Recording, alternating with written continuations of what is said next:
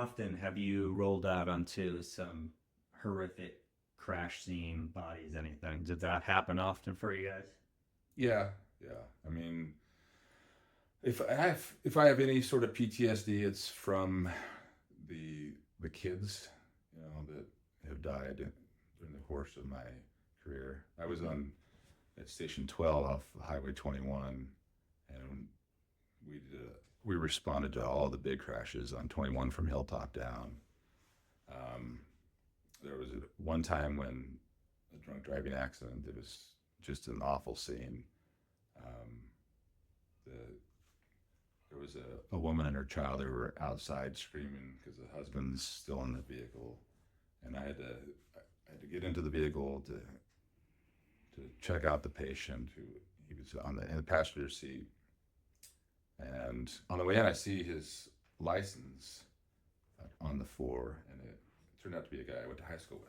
So Yeah, you know what, I was going to ask you that because we're in a fairly small community. I mean, we're getting bigger and bigger and bigger, but how often that happens? So you roll up, you see this guy's ID. So how's that hit you?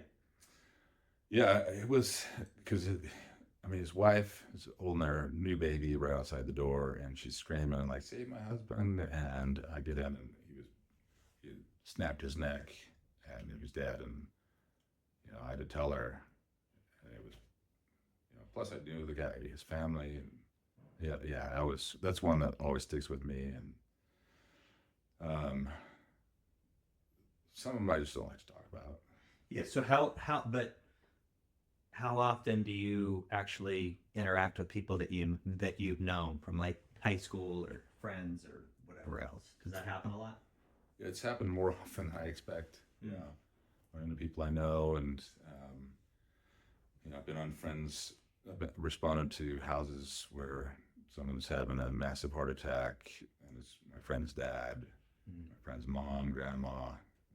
It's happened several times throughout the course of my career.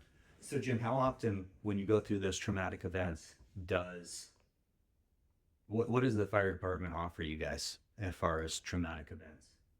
Now they have a robust system for mental health and making sure that people are taken care of if there's something that's going to cause them some sort of PTSD afterwards. But when I first started, it was like, oh, your feelings are hurt. Take an aspirin to it. That was the approach. We had department chaplains, but not a system like we have in place now with this peer support and mental health support. It's become a big part of the fire service.